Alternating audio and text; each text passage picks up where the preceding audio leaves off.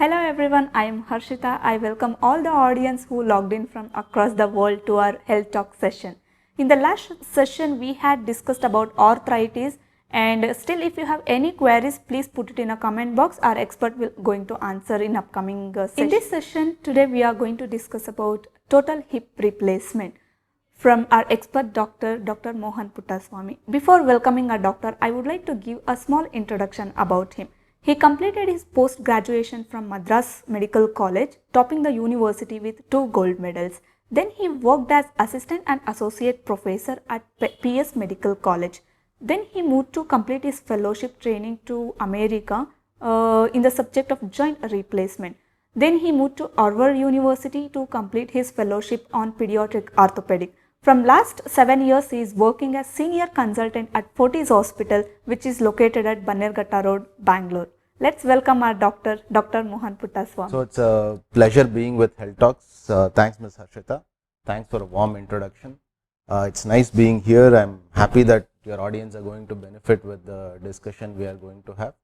And if there's any question, we can discuss on that. Thank you for having me. What is total hip replacement, sir? So, hip replacement is a solution which we use for end stage arthritis of the hip joint. Okay. So, like in the last session we discussed about knee arthritis. Similarly, when we talk of a hip joint, we have it's a very smooth ball and socket relationship. Again, like I said, cartilage is an extremely smooth interface which has got very low friction. So, that way we are able to do all our activities.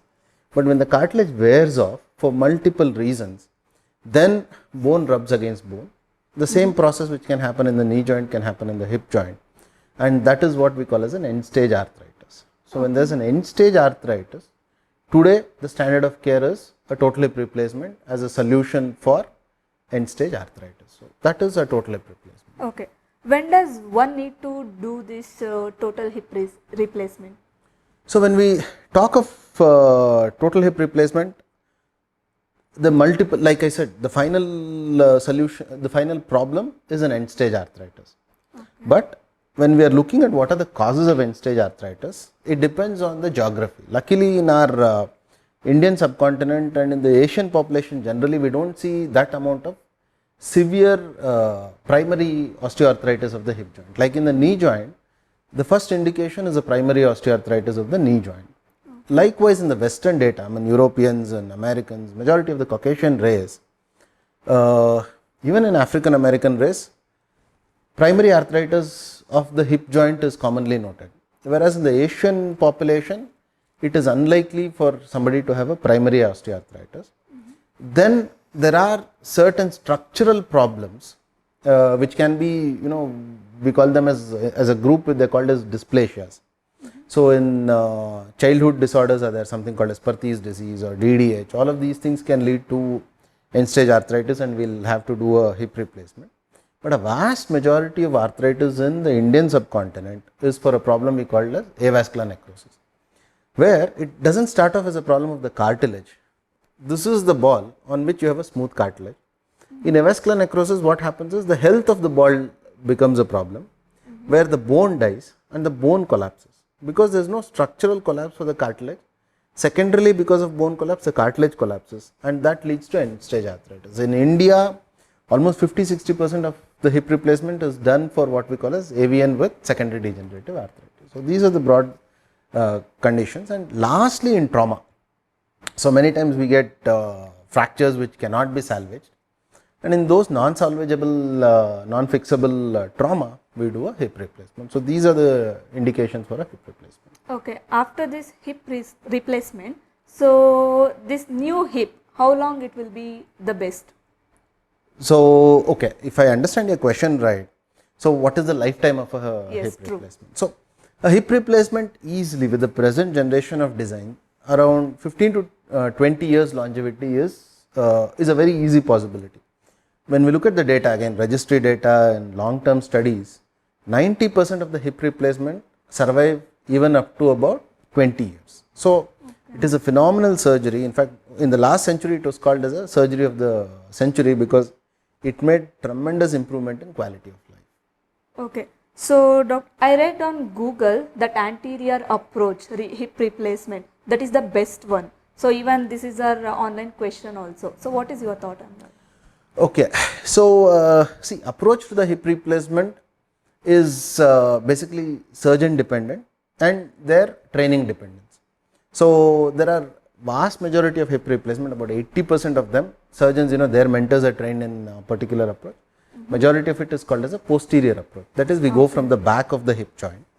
So the early problem was, again it goes back to the original designer Chanley. In his original series, the dislocation rates were pretty high because the ball was about 22.5 millimeter. Okay. So the dislocations were higher if we do a posterior approach and if we don't do a soft tissue repair. So there are other group of surgeons who train to do from a lateral approach. So that is from the outer side of the hip joint. So if this is a hip joint, the front is called anterior, this is called lateral, and this is called as posterior. So the three approaches of doing hip joint replacement. So posterior is very common. Now with the lateral approach, the advantage is it reduces the risk of dislocation, but there is a small increased chance of limp. So that is why people were trying to discover, is there another method, and they started what we call as an anterior hip replacement, that is going from the front. Okay. So but again, anterior hip replacement it's another form of getting to your destination. So there are multiple ways to get to your destination. Say imagine you want to go from point A to point B.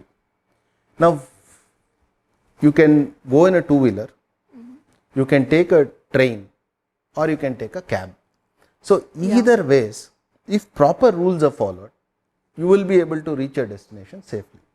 These are different techniques. The only thing is anterior approach started off as a big way in the last 5-10 years, again mostly for marketing purposes in the US. So some surgeons made it a big deal. The problem of anterior approach is not all implants can be used. We call it as broach only total hip arthroplasty. So broach only total hip arthroplasty is certain designs of implants cannot be used. And it requires a special table and special instrumentation.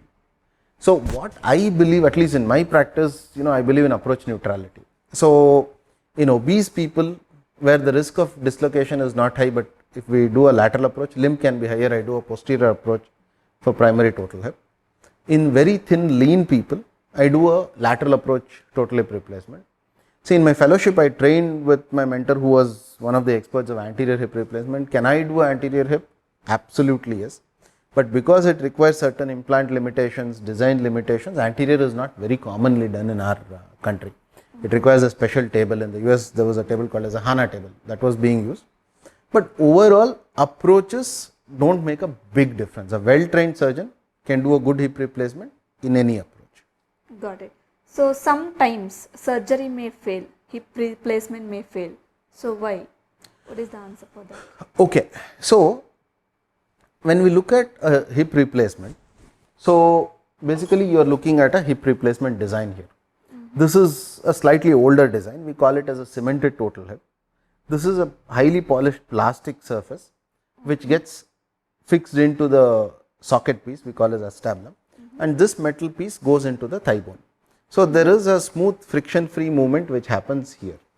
Okay. Now every time we find a mechanical solution for a biological problem, see nature has given bone, joint, cartilage, all of this have renovation, nature keeps replacing the cells, so new layers are formed. Till we die, there is renovation of cells, and that is how there is no problem. But when we find a mechanical solution, there is going to be wear and tear. Now this is something which we have removed, and you can see that there is here, I don't know if you can notice that the plastic is worn away. So repeated cycles, millions of cycles of movement can lead to wearing away of plastic, and that we call as the long term failure is what we call as aseptic loosening. So there is either wear and tear, or the plastic itself can become loose from the socket piece, or in a separate design we call as uncemented design, there is a metal cup into which bone grows. If that becomes weak, that also kind of loosens off. So in the long run, one of the common aseptic loosening is one of the common methods of failure. The other important mechanisms of failure of a hip replacement is if there is infection. Like any foreign body in the human body, if we use foreign objects, there is a risk of what we call as biofilm.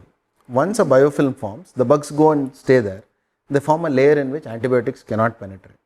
So that is another very common cause of, I won't say very common, it's about 1%, but it's a very important reason of failure. So aseptic loosening in the long run, infection in the short run, and dislocation. See, this is generally a highly polished ball. So when this is about 28 millimeters. Now, if it comes out, there's a risk of dislocation. So when dislocation, again based on studies, it's about 2 to 2.5%. If you're doing posterior approach, has slightly higher dislocation rates. Lateral approach is between 1.5 to 2.5%. It's based on which study you look at. So if it dislocates, again that's one of the mechanism of failure. Fractures can happen. That's another mechanism of failure. So from a patient's point of view, there are three things which they have to remember. So one is dislocation, infection, and the aseptic loosening in the long run. Okay. So what are the complications while doing this hip replacement? Like we discussed just now, long term complication of hip replacement is aseptic loosening. So if the cup loosens or the stem loosens from the thigh bone, this is called as aseptic loosening. If there is a plastic wear away, because it's wear related complications. From real understanding point of view, infection is always an important point. 1 to 1.5% is the infection rate. Somebody who is malnourished, somebody who is anemic, their infection rates are higher. Okay. Diabetics have a slightly higher risk of infection, which people have to note. Compared to knee joint, the unique thing about hip joint is dislocation. So dislocation is a complication where the ball pops out, and if patients go into risky positions. So early, immediately after surgery, if the patients move their leg in awkward positions, the hip can dislocate. So we give what is called as hip precautions. In some approaches, it's much more careful because we want the tissues to heal. Posterior approach, we give more hip precautions for 6 weeks. And then once the tissue heals, the chance of dislocation reduces. The other very important outcome, so I wouldn't say it's you can take it as a complication, is what we call as limb length discrepancy. So when we do a hip replacement, the first and foremost thing we aim for is stability of the hip joint. We don't want the hip joint to be loose. So in that attempt to achieve stability, sometimes the leg length can vary. Surprisingly, most people don't know about 10 to 20% of normal adults also have a 1 centimeter difference in the leg length. Okay. But this is usually compensated, it is not known. But if the difference reaches about 2 centimeters, definitely it is felt when the patients walk. So in the Western world, the commonest cause of lawsuits for a hip replacement is limb length discrepancy. They have a fully functional hip, they are absolutely alright, but because of limb length, they are a bit dissatisfied and they sue the doctor. So that's a common cause, but limb length is something which I counsel my patient immediately, that there can be a small limb length discrepancy, but what is important is hip stability and relief of pain. So limb length, can it be a small problem? Yes, but far more important is hip stability. So these are broadly the complications which they should be aware of. Okay. After hip replacement, how many days patient should stay in the hospital?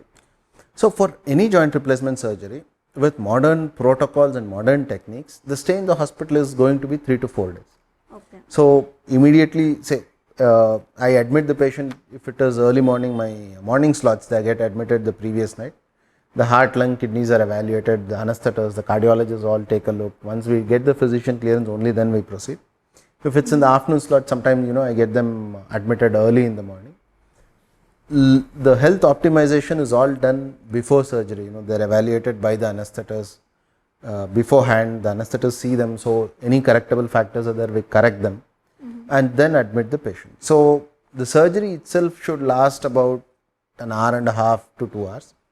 And patient typically, if there's any changes intraoperative, they stay in the ICU, otherwise they stay in the ward, and they stay about 4 to 5 days in the hospital. The aim is to, help them go to the restroom, give them confidence, pain management, and once they're comfortable, we send them home. Okay. So before surgery, surgeon is going to give anesthesia for, for that pain. So which anesthesia or what is your suggestion for that? Okay, like we discussed in our last session. Yes. I always believe in my anesthesia colleagues deciding what anesthesia to be given. Okay. So the only thing is, it's for good amount of pain relief. So we generally do regional anesthesia because regional anesthesia has slightly lesser complication than general anesthesia. But again, with the discussion, the anesthetist would have had a counseling session with the patient. They look at the patient requirement because one of the main factors is patient's imagination of the operative environment and patient experience is totally different. Patient's expectation is, OT is going to be completely silent, they're very serious. We are absolutely serious about what we are doing, but the conversations is not only about surgery. There's various conversations which are happening.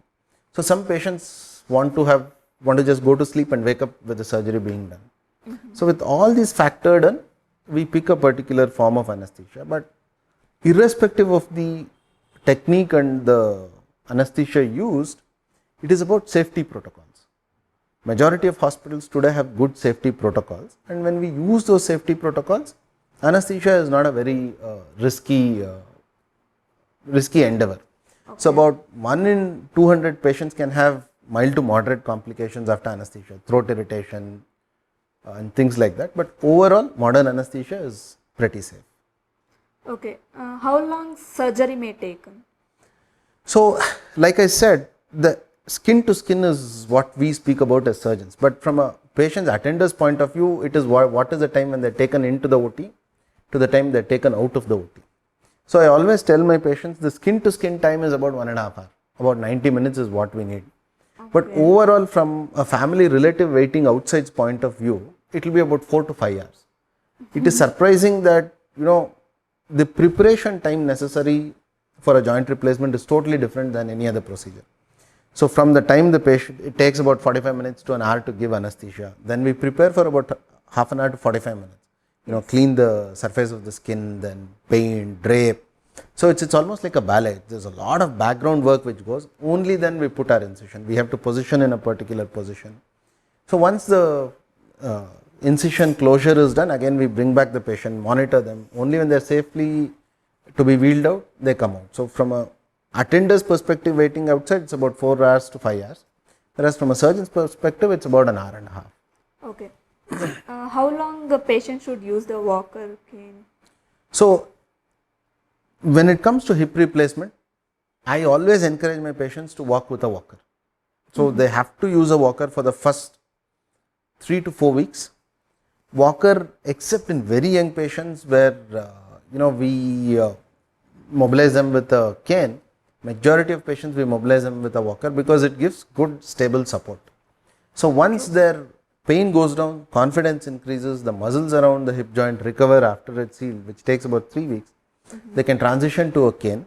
The only unique thing in hip surgery is we give cane in the opposite hand. If I do a right hip replacement, I encourage them to use in the left hand and use the cane for about another 3 weeks. So a total duration of 6 weeks is when we encourage some assistive aids. Okay. How many days physical therapy is required for the patient? So physical therapy per se in the hip joint is not a very big necessity. The reason being, in the knee joint, the early outcome is range of motion. We want them to move because that is one of the determinant of total success. Whereas in the hip joint, it's a ball and socket joint, easily range of motion will be achieved. So they have to just rehab the muscles. So formal physical therapy is used in patients who are frail, who are not confident to walk. In that subset of patients, we encourage them to use physical therapy for 2 to 3 weeks. Whereas young, active, post-traumatic arthritis, we let the patients walk, teach them a bunch of exercises in the hospital and monitor their progress as we go. Okay. So many, even you are an expertise surgeon, so many asked you that after hip replacement, so they'll ask when I can go back to my work, when can I start my work, like that. So Okay. What is your thought in that? So a return to work is a very realistic question we face on a regular basis. It depends on what sort of work a person does. So if a person is doing, majority of urban centers, people do just desk-based jobs, which is not very physically demanding. Those sort of works people can get back in about 3 to 4 weeks. Okay. When the pain is all right, when they're able to confidently get into public transport, get out of a car, not driving, but just to sit. So when they're able to achieve all this and with just simple oral medications, majority of them reach in about 3 to 4 weeks, they'll be able to get back to work.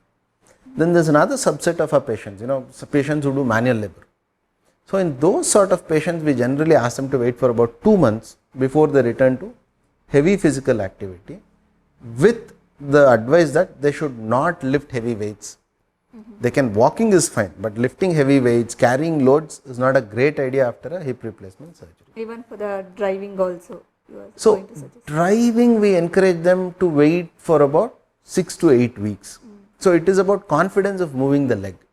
So even if it's automatic transmission where the left leg doesn't move, especially for a right hip replacement, they definitely have to wait for at least 6 weeks, because the transition from a clutch to a brake can be instantaneous.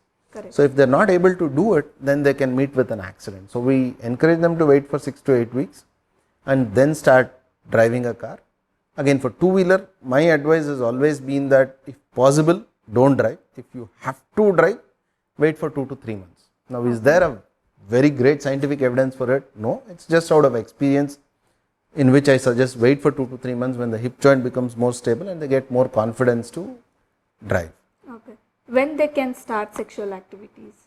So, the counseling for sexual activity is very, very important when we talk about hip replacement, because when it comes to hip replacement, it's a ball and socket joint which can dislocate. So, we spoke of complication as dislocation. So, the risk of dislocation is higher. So, especially in women, if they are keeping the hip in extremes of position, that can lead to a dislocation. So, strictly we ask them to avoid sexual activity for 6 weeks. So, after 2 months, they can get back to sexual activity, but certain risky positions are not advisable. In fact, there is manuals which are available online, when they can search for, if the person has had one hip replaced, what position they can have sex in. If both the hips are replaced, what position they can take. And if both the partners have had hip replaced, this sounds funny, but I've seen patients, especially in the US, where both the partners have had both the hip replaced. So in those situations, what sexual positions can be undertaken is available online. They can just Google. So they have to go for authentic websites, something like as a Mayo Clinic, which has a good website. Such websites, they can look for information and they can practice safe sex not in terms of using a mechanical barrier, but from an orthopedic point of view, avoiding risky positions of the hip joint. Okay, when they have to start follow up with the doctors and So, see, follow up is something which is extremely important. We initially bring the patient back in 4 to 5 days to have a wound check, look at their general appearance, how their heart, lung, kidneys are doing, how they are coping with pain. So we make those general assessments at 4 days after the discharge. okay. Then we bring them back 14 days after surgery to do stitch removals or clip removals. Then we follow them at 6 weeks, 3 months and annually. So this people early after surgery, they dutifully come, they follow up with the doctors. But once they are very comfortable, they miss out on follow-ups, which is actually wrong.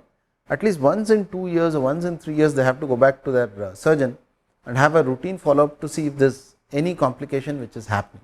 So if we pick the complication early, we can treat it with lesser intensity than wait for a major complication to arrive. So this is called as a surveillance program. In the West, some centers bring them in 3 years, some bring in 5 years. But visiting twice or once in 2 years or once in 3 years is a necessity for the rest of their life.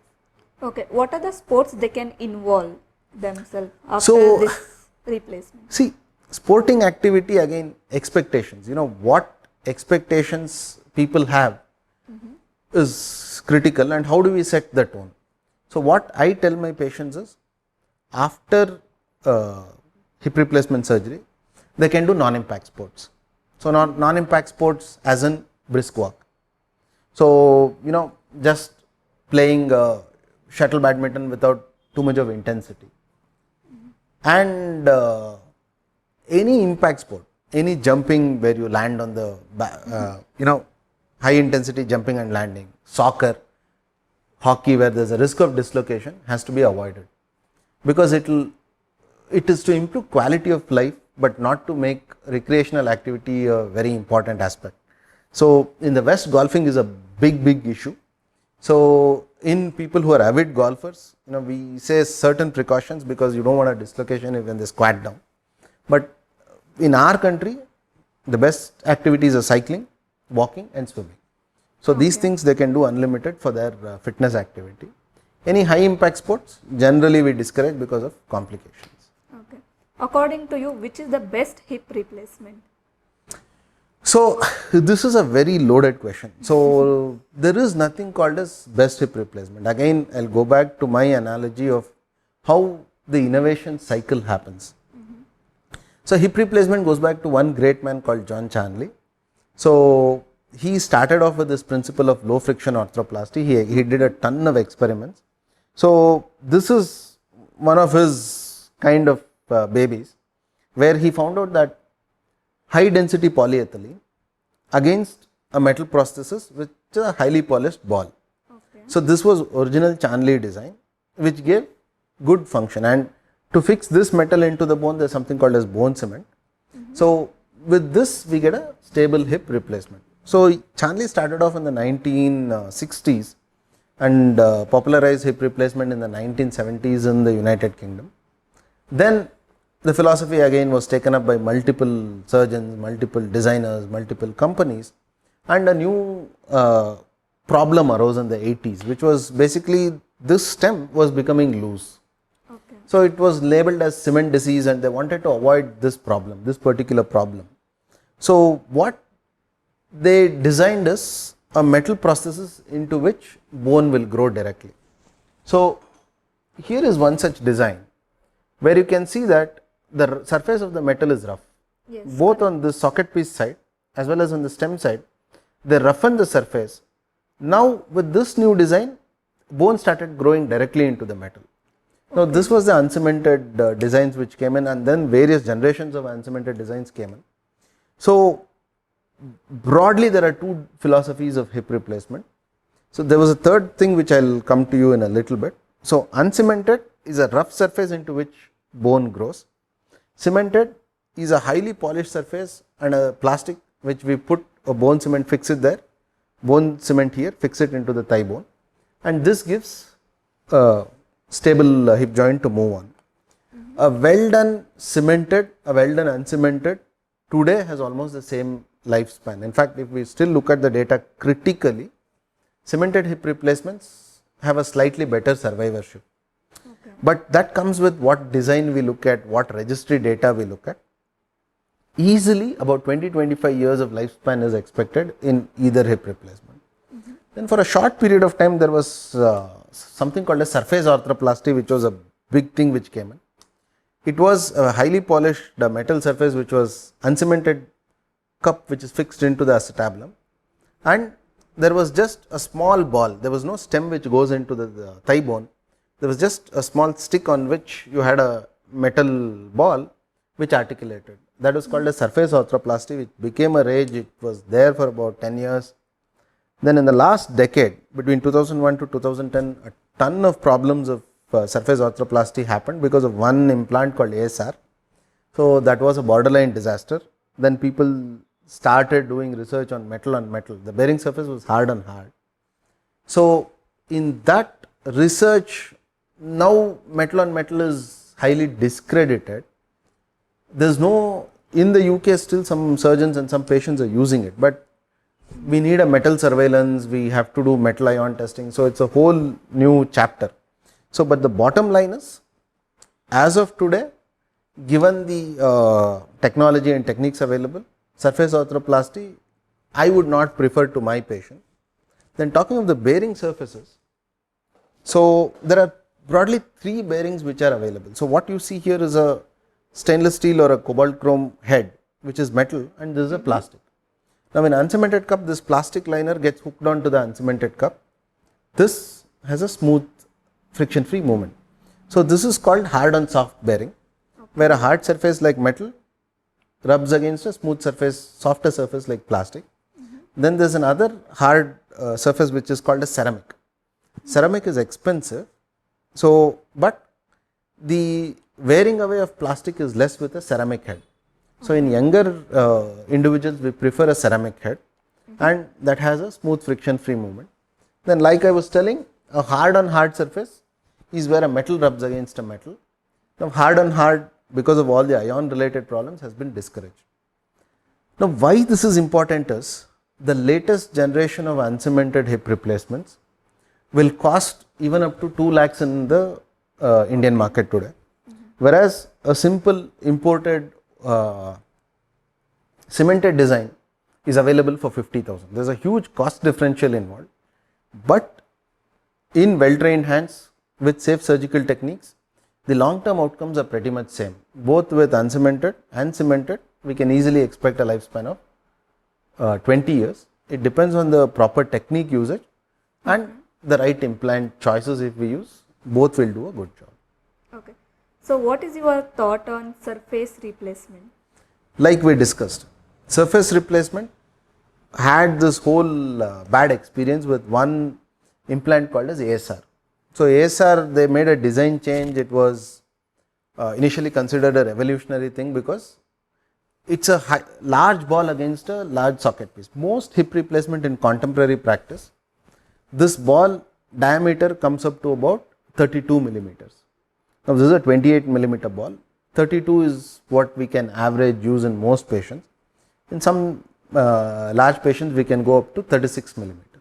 Now larger the ball, lesser the dislocation chances. So that is why we want a large surface. Now when chasing this idea, people came up with pretty much balls which were like the metal head which was like 50 millimeters in diameter against a metal socket piece. It gives extreme stability, so the patient can squat, they can sit cross-legged, they can do pretty much everything. So that is how the surface arthroplasty philosophy came about. So there is one group in Birmingham and UK which popularized it, was extremely popular, patients did well.